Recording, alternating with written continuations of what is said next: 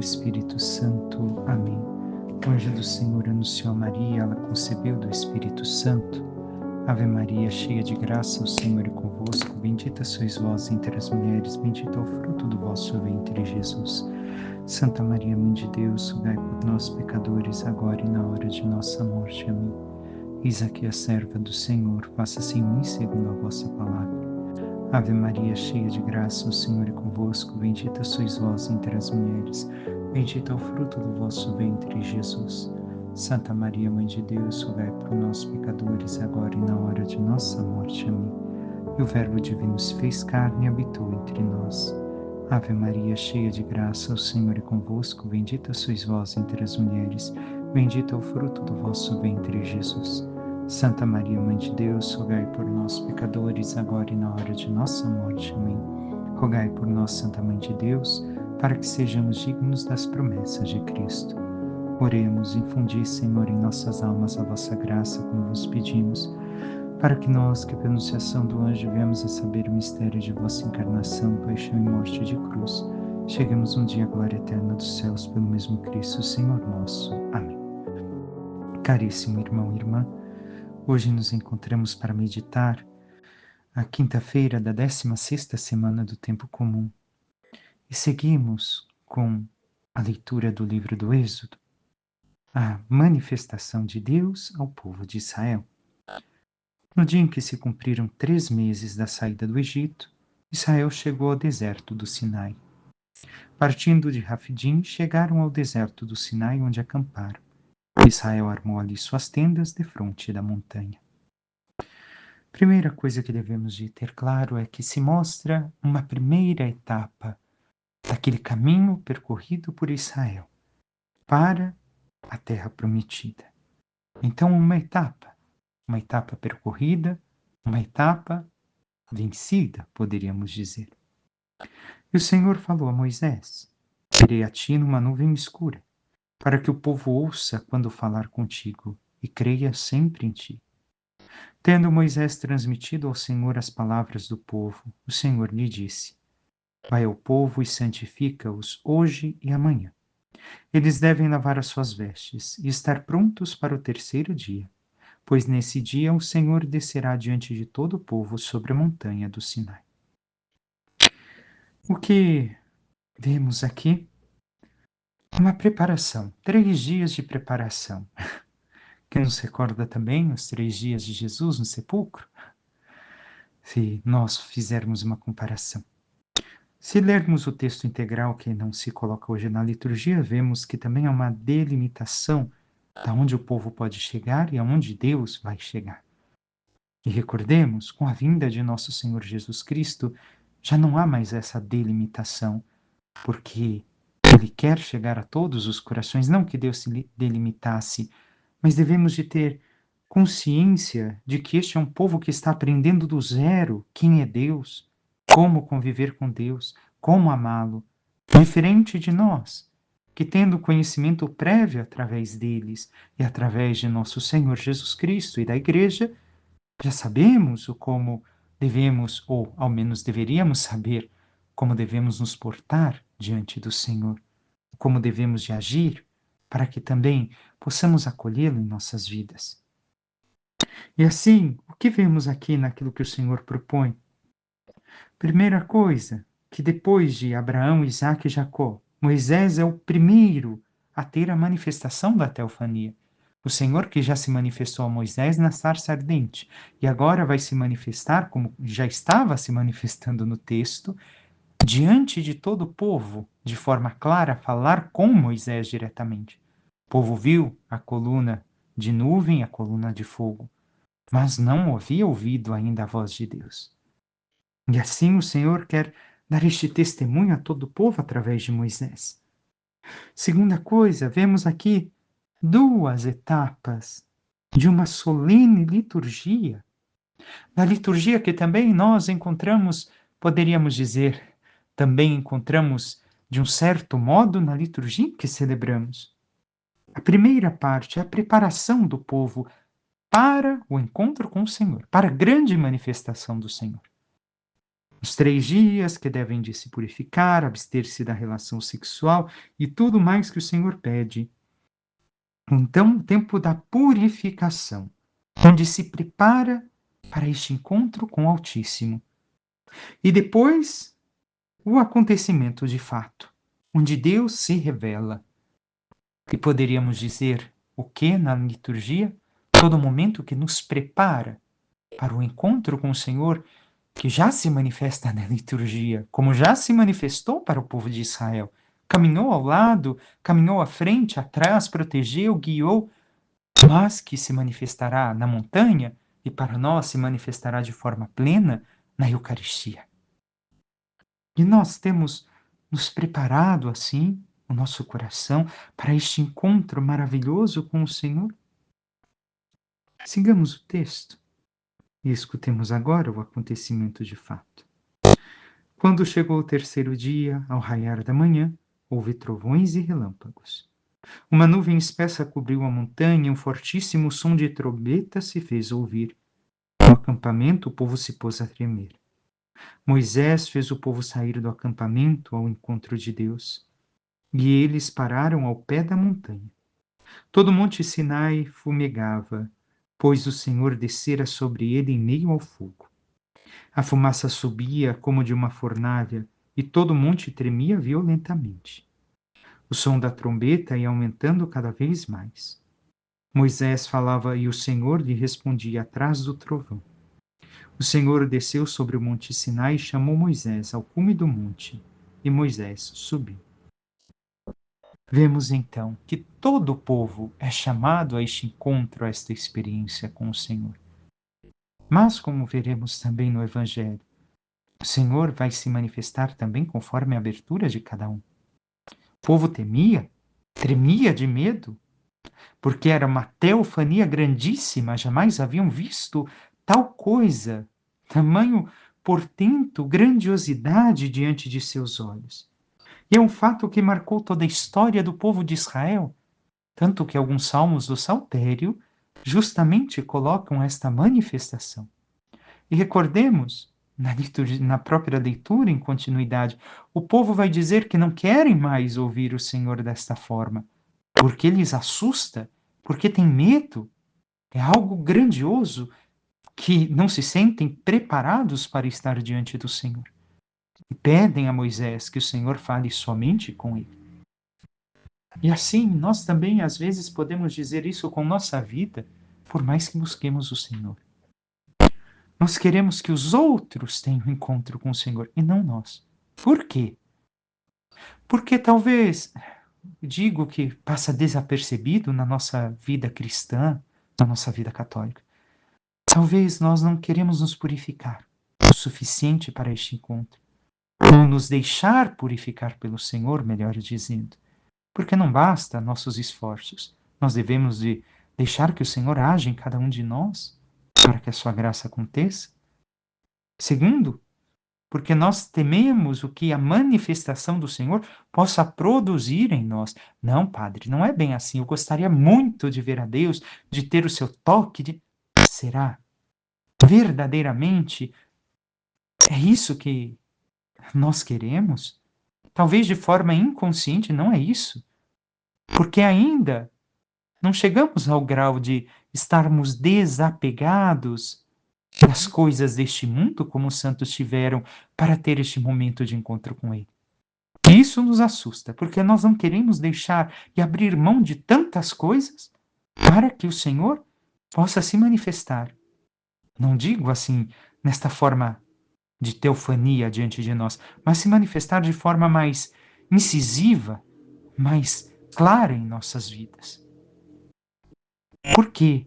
Mais uma vez, porque não queremos abandonar certas coisas que tenhamos a coragem de abrir a nossa vida e não pedir ao Senhor que se reserve ao padre, à freira, mas ter esta fé que se revelará a cada um conforme abre o seu coração, mas Ele quer se revelar também a mim. E estamos preparados para desapegar de tantas coisas que nos impedem de chegar à presença do Senhor, da forma que o Senhor quer se manifestar a cada um de nós? O salmo de hoje é justamente o texto de Daniel, que diz: a vós louvor, honra e glória eternamente. E assim louva o Senhor por tudo aquilo que Ele fez, aonde Ele está, a sua manifestação gloriosa, como descreve uma solene liturgia. Que nós possamos realmente dar este louvor, honra e glória eternamente ao Senhor com a nossa vida. Passemos ao Evangelho.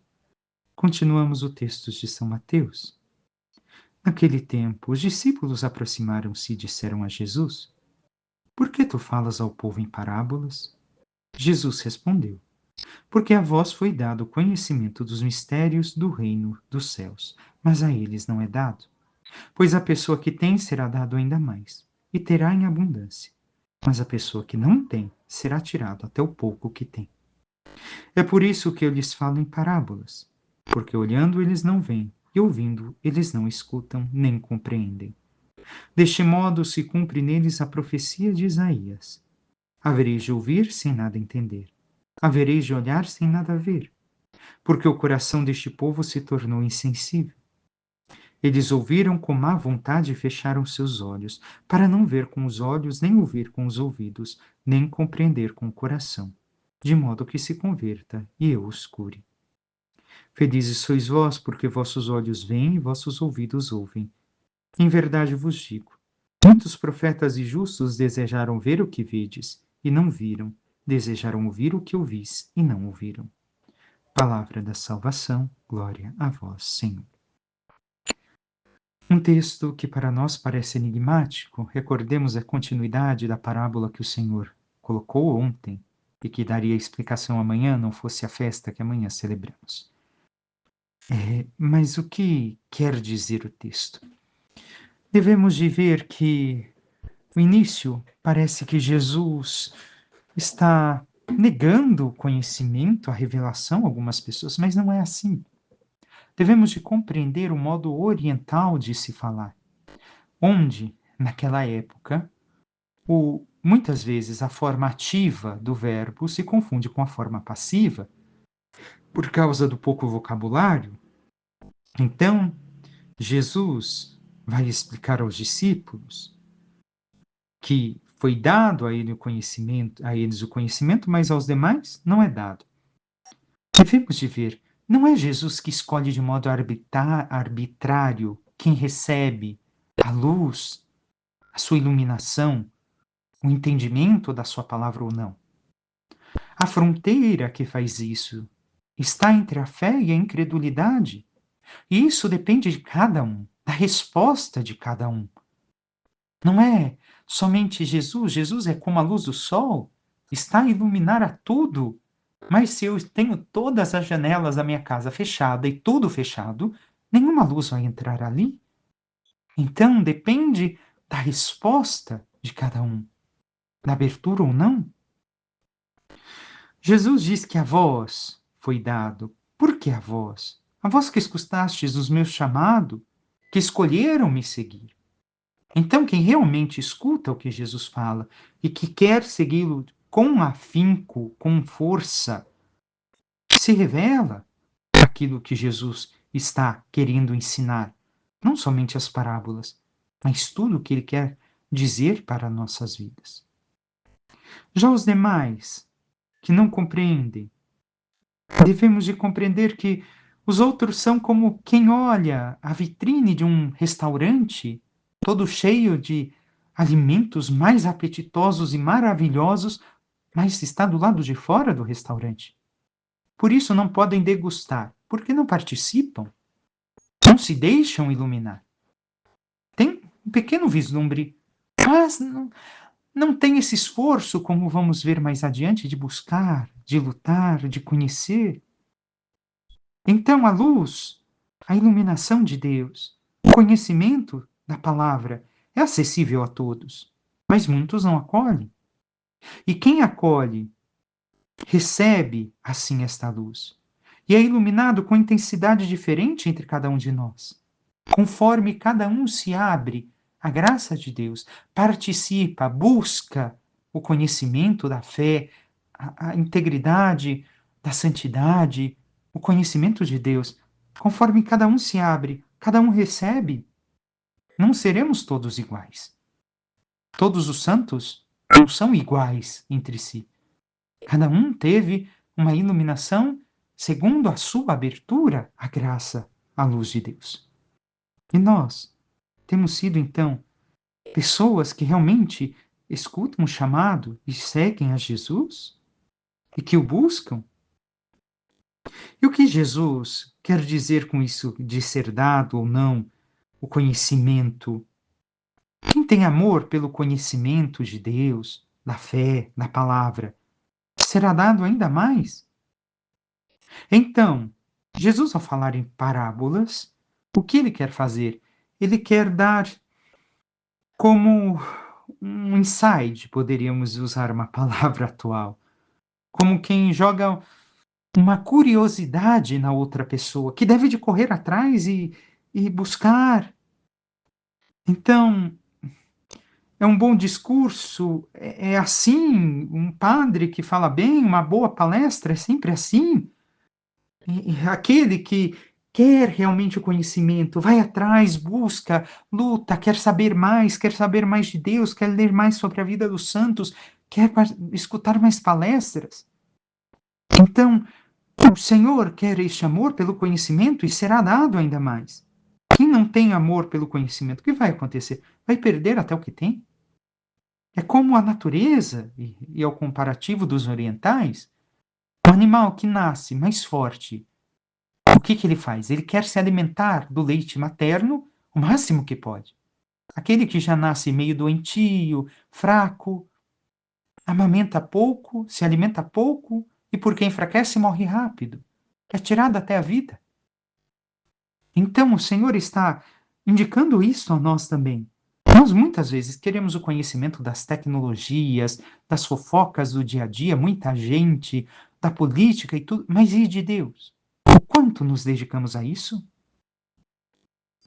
Então, em parábola, Jesus instiga, provoca quem o ama, para que busque ainda mais, para que deseje conhecê-lo ainda mais, para que reze ainda mais, para que o encontre ainda mais. É isso que o Senhor quer fazer com cada um de nós, e isso ele está demonstrando na explicação de hoje. E temos que compreender que o conhecimento não é dado de bandeja. O Senhor nos deu a inteligência e Ele não quer nos privar dela, Ele quer que nós acessemos a Ele através dela. Sim, a oração também é necessária, não é somente o conhecimento humano.